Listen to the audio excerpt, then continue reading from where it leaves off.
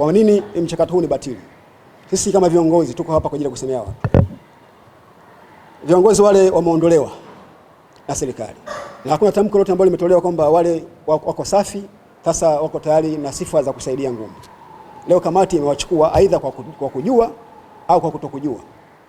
Hiyo pia ni mapungufu ya mchakato huo. Kwa hiyo mapungufu mawili hayo na mengine, kabla hatujaingia kwenye details za hiyo katiba, lakini kwanza tunaitaka kamati isitishe mchakato huo, na uzuri tushaiandikia barua japo hatujajibiwa mpaka sasa hivi. Kwa hiyo tumeona kwamba tusiye tukaweka mambo haya siri baadaye nyinyi waandishi habari mkayasikia yametokea, mnasikia mapomota au wadau wengine wanalalamika na nyinyi pia mkanyimwa habari kama hizi. Kwa hiyo lengo kubwa la press hii ni kuitaka uzuri tushaiandikia barua tayari wasitishe mchakato huo wa kusajili katiba, maana tunasikia tayari katiba imeshakimizwa kwa msajili. Tumefanya juhudi za ndani, baadhi ya viongozi wametujibu kwamba hili halitawezekana iliendelee, lakini si vyema ninyi waandishi habari mkanyimwa hiyo taarifa. Kwa hiyo lazima mfahamu hivyo kwamba mchakato huu usitishwe kwa sababu haukuwa katika utaratibu ulio sawa sawa. Kanuni ni nguzo mama inayofanya mchezo wowote ule ukue.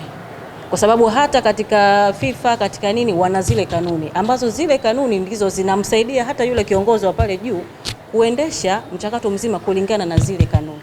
Sasa endapo kanuni zinawekwa lakini hazikufuata mchakato unaotakiwa, inakuwa ni shida, kwa sababu huu mchezo wa ngumi kanuni zimewekwa, ilipaswa hizi kanuni zinavyotaka kuandikwa ufanyike mchakato wa kushirikisha vyama shiriki.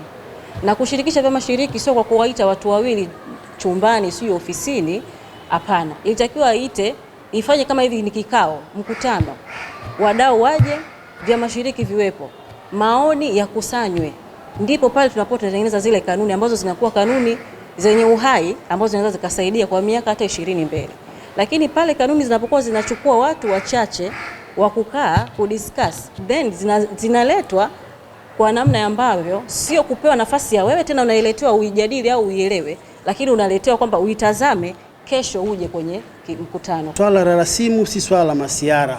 Yaani natakiwa lichukuliwe kama ni kitu mama, tunaenda kuongoza kitu ambacho kinatuletea heshima. Tanzania katika michezo yote namba 2 huwezi kuacha ngumi. Na kwa sababu una promo binafsi, lai tungekuwa na promotiwa kama unavyopromotiwa mpira, mimi nasema ingekuwa nambari 1. Japo kidunia hatuwezi kufikia level ya football, lakini kwa jinsi wapenzi wa ngumi walivyokuepo ingekuwa nambari 1. Sasa hivi uko namba 2. Lakini sasa unaenda kutungiwa sheria au unatengezewa rasimu ya kuongoza watu wasiopungua 500,000.